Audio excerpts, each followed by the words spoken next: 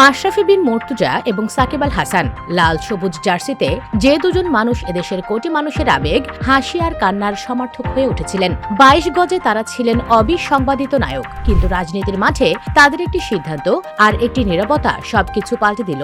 ২০২৪ সালের গণঅভ্যুত্থানের পর জনতার সেই হিরোরাই যেন রাতারাতি পরিণত হলেন খলনায়কে। দেশের মাটিতে ফেরা হলো অনিশ্চিত, খেলা ছেড়ে রাজনীতিতে আসা নতুন কিছু নয়। কিন্তু যখন দেশের ছাত্র জনতা রাস্তায় রক্তের বন্যা বয়ে যাচ্ছিল, তখন এই দুই মহাতারকার নীরবতা ভক্তদের মনে গভীর ক্ষতের সৃষ্টি করে। ৫ আগস্টের পর রাজনৈতিক পট পরিবর্তন হয়। মাশরাফির বাড়িতে আগুন জ্বলে, সাকিবের বিরুদ্ধে দায়ের হয় হত্যা মামলা। নিরাপত্তার অভাবে কানপুরে টেস্ট খেলেই সাকিবকে ঘোষণা দিতে হয় অবসরের। মিরপুরে শেষ টেস্ট খেলার স্বপ্ন অপূর্ণই থেকে যায়।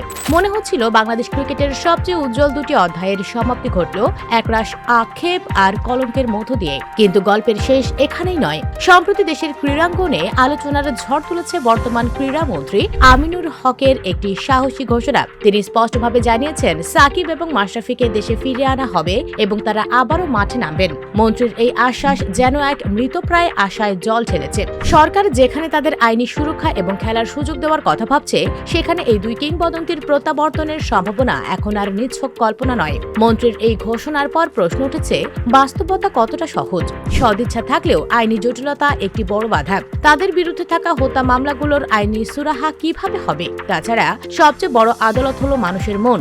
যেই জনতা তাদের বুকে টেনে নিয়েছিল, সেই জনতা কি তাদের রাজনৈতিক নিরাপত্তা ক্ষমা করতে প্রস্তুত?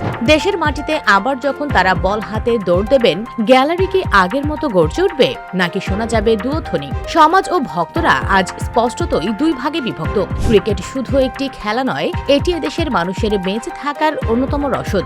আর সেই রসদের বড় যোগানদাতা ছিলেন এই দুইজন।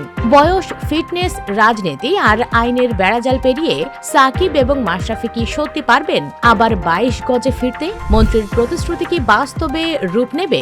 সময় হয়তো এর উত্তর দেবে। তবে একটি কথা নিশ্চিত, যদি তারা ফেরেন, সেটি হবে ক্রিকেট ইতিহাসের অন্যতম নাটকীয় এবং আবেগময় এক প্রত্যাবর্তন।